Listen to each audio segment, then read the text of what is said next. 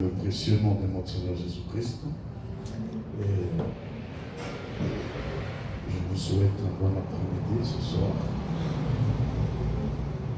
C'est pas si beaucoup n'ont pas entendu le programme de ce soir. Il est dit que là où il y a 2 ou 3 assemblés à mon nom, je suis parmi. Alors, pour ce fait, nous allons nous tenir debout. Et nous lisons le psaume 9. Je vais dire dans Jean 9. La Bible dit, Jésus vit en passant un homme aveugle de naissance. Ses disciples lui firent cette question. Rabbi, qui a péché? Cet homme ou ses parents pour qu'il soit né aveugle? Jésus répondit, ce n'est pas que lui ou ses parents aient péché, mais c'est afin que les œuvres de Dieu soient manifestées en lui. Amen. Vous pouvez vous asseoir. Alors que je continue la lecture, il faut que je fasse tandis qu'il est jour les œuvres de celui qui m'a envoyé. La nuit vient où personne ne peut travailler. Pendant que je suis dans le monde, je suis la lumière du monde. Après avoir dit cela, il cracha à terre et fit de la boue avec sa salive, puis il appliqua cette boue sur les yeux de l'aveugle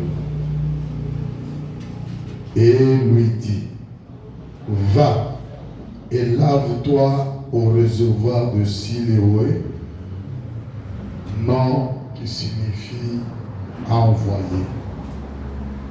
Il alla, se lava et s'en retournant, voyant clair. Je reprends ma lecture pour la bonne audition. Jésus vit en passant un homme aveugle de naissance. Ses disciples lui firent cette question. Rabbi, qui a péché? Est-ce cet homme ou ses parents pour qu'il soit né aveugle? Jésus répondit, ce n'est pas que lui ou ses parents aient péché, mais c'est afin que les œuvres de Dieu soient manifestées en lui. Amen. Amen. Je ne fais pas trop de commentaires, je lis seulement ce que dit Frère Maman. D'abord, il dit dans Dieu faisant sa promesse, du 9-12-56 au point 18, le prophète de Dieu dit, si je ne croyais pas en Dieu, je serai ici cet après-midi contre lui.